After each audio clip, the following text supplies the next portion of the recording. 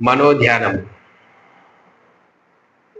మనస్సు లోపల శ్రీమన్నారాయణుణ్ణి ఎలా పూజించాలి, పూజించే విధానం.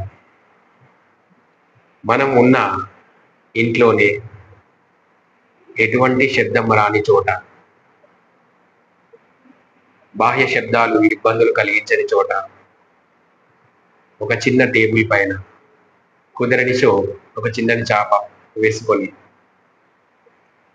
కూర్చొని సుఖాసనము లేకుంటే పద్మాసనం లేకుంటే వజ్రాసనం ఏదైనా ఒక మీ కంఫర్టబుల్ ఆసనంలో వేసుకొని కళ్ళు మూసుకొని యోగ ముద్ర, ఇది యోగ ముద్ర అంటారు. యోగ ముద్రలో మోకాళ్ళ పైన 2 చేతులు పెట్టుకొని ఈ యోగ ముద్రలో శ్రీమన్నారాయణును తలుచుకుంటూ బాహ్యంగా ఏ విధంగానైతే శ్రీమన్నారాయణునికి పూజలు చేస్తామో అదేవిధంగా మనస్సు లోపల శ్రీమన్నారాయణుణ్ణి తలుచుకుంటూ, మనస్సు లోపల శ్రీమన్నారాయణుణ్ణి ఊహించుకుంటూ ఆ నారాయణునికి అభిషేకాలు, పుష్పాలతో అలంకరణ, ఇతరత్ర పూజా విధానాలు అన్నీ కూడా మనస్సులోనే సంకల్పిస్తూ పూజ చేసే విధానాన్ని మనోధ్యానం అంటారు.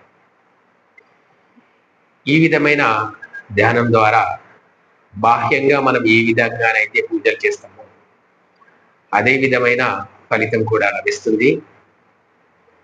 ఇది ఎందుకంటే మన డైలీ లైఫ్, బిజీ లైఫ్ ఉంటుంది కాబట్టి మనం ఉన్న చోట్లోనే, ఇంట్లోనే కొంచెం శబ్దం రాని ప్రదేశంలో కూర్చొని ఈ విధంగా మనం ధ్యానం చేస్తూ ఉంటే మన మనస్సు అనేది శ్రీమన్నారాయణునిపై ఏకాగ్రం అవుతుంది. ఇది నిరంతరం చేస్తూ ఉంటే శ్రీమన్నారాయణునిపై ఏకాగ్రమై భక్తిగా మారుతుంది. ఇది నిరంతర అభ్యాసం. ఎక్కడైనా ఏ ప్రదేశంలో అయినా చాలా సులభంగా చేసుకోవలసిన పూజా విధానం. ఎందుకు మీకు ఎటువంటి ఖర్చు ఉండదు, ఎటువంటి వ్యయ ప్రయాసలు ఉండవు. చాలా సులభమైన పద్ధతి, అందరూ చేయండి. జై శ్రీమన్నారాయణ.